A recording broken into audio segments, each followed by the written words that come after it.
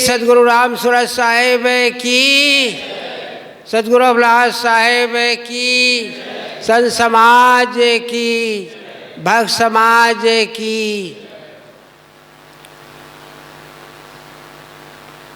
गुरुर्ब्रह्मा गुरुर्विष्णु गुरुर्देवो महेश्वरः, गुरु साक्षात् परम ब्रह्म तस्मै सद्गुरुवे नमः।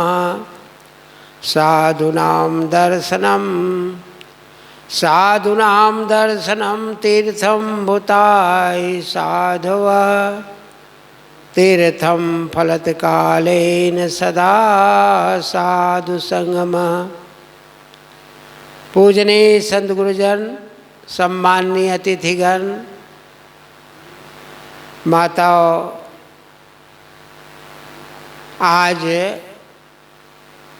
कबीर आश्रम सकरी के पावन कबीर गुरु पूर्णिमा का ये पावन दिन मना रहे हैं।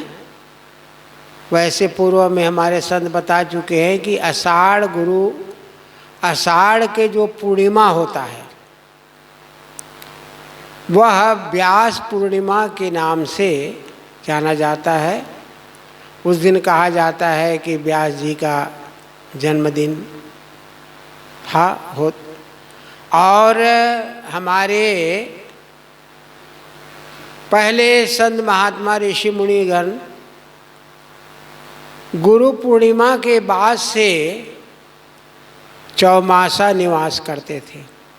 बारिश बहुत होती थी, कीचड़ पानी इतनी आज की जैसे सुविधा नहीं होते थे, इसलिए भक्तों के यहाँ जाने में भी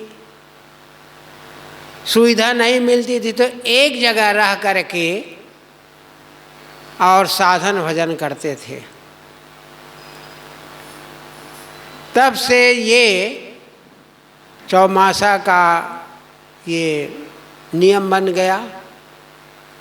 तो गुरु और शिष्य दो प्रकार के होते थे, एक विरक्त शिष्य और एक गृहस्थ शिष्य। गुरु के आश्रम पर जा करके गृहस्थ के बच्चे जा करके वहाँ अध्ययन अध्यापन करते थे। एक उदाहरण आता है कि धौम्य ऋषि के आश्रम पर सभी वर्णों के बच्चे वहाँ पढ़ाई करते थे। वहाँ जाति पाति का कोई ये नहीं था, मनाही नहीं थी। सभी वर्णों के बच्चे जा कर के वहाँ अध्ययन अध्यापन करते थे। तो कहा जाता है कि धौम्य ऋषि के आश्रम पर बहुत सारे बच्चे पढ़ रहे थे, क्योंकि गुरु परंपरा, शिष्य परंपरा, गुरु के आश्रम में जा कर के बच्चे लोग अध्ययन अध्यापन सब प्रकार के पढ़ाई करते थे। धर्म के क्षेत्र में, राजनीति के क्षेत्र में, और भी गुरु के द्वारा उन बच्चों को संस्कारित किया जाता था। ऐसे ही एक बच्चा था जिसका नाम था अरुणी। बहुत सारे वहाँ बच्चे पढ़ाई करते थे। एक दिन की बात है, चौमासा का समय था, बारिश खूब हो रही थी। गुरु धौम्य ऋषि ने बच्चों को बताया कि देखो बच्चे, बारिश मूसलाधार हो रही है, कहीं खेत के मेड़ टूट ना गया हो और पानी खेत में रुके ना बह जाए, तो जा कर के देखो।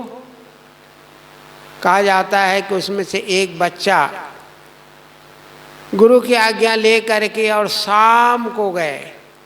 देखते हैं कि खेत का जो मेड़ टूटा हुआ है, पानी बह रहा है। गुरु की आज्ञा है कि खेत का पानी बाहर ना जावे। खेत के जो मेड़ टूटा हुआ था, पानी खूब जोरों से बह रहा था। बाहर से मिट्टी ला करके डालता था और वो मिट्टी बह जाती थी, इतनी तेज धार थी। कई बार प्रयास किया रोकने का, लेकिन पानी रुका नहीं। अंत में कहा जाता है कि वह जो बच्चा था अरुणी, मिट्टी नहीं रुक रही है तो उसकी जगह पर वो मेड़ में स्वयं लेट गया। अब इधर शाम हो गई, गुरुजी याद करते हैं कि भाई जो बच्चा गया है खेत को देखने के लिए, वो अभी तक लौटा नहीं। फिर सोचा कि आ जाएंगे, थोड़ी देर में नहीं आया। देखते हैं कि जा करके इधर उधर, तो एक मेड़ के किनारे, जहाँ मेड़ टूटी हुई थी, उसमें बच्चा लेटा हुआ था। इधर उधर देखे, कई बच्चे लेकर के गए थे शिष्यों को लेकर के, तो देखते हैं कि बच्चा मेड़ में लेटा हुआ है। उसको उठाया, उसके ठंड से उनके शरीर में सूजन आ गई थी। कई बच्चे उसको उठा करके आश्रम पर लाए, आग जला करके उसको तपाया और उसके शरीर में मालिश वालिश किया। तो कहा जाता है कि वो बच्चा अरुणी संस्कारी था, गुरु के आज्ञाकारी था, और आगे चल करके उस आश्रम का वो गुरु बन गया। तो गुरु कुम्हार शिष्य कुंभ है, गुरु कुम्हार शिष्य कुंभ है, गड़गड़ काढ़े खोट, अंतर हाथ सहाय के बाहर बाहे चोट। तो गुरु का जो उपकार है शिष्य के ऊपर, वह कभी भुलाया नहीं जा सकता है।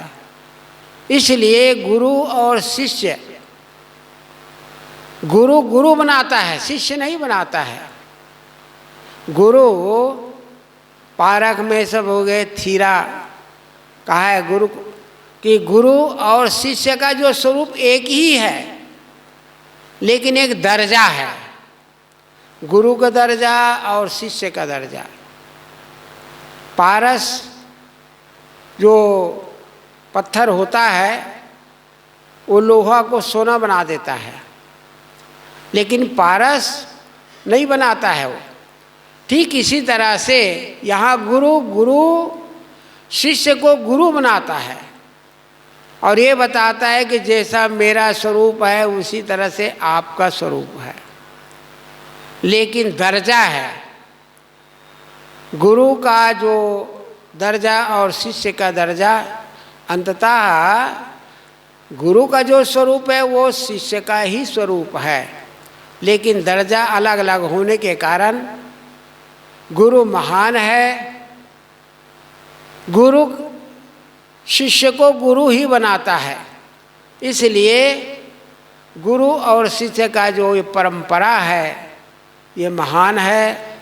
और गुरु केवल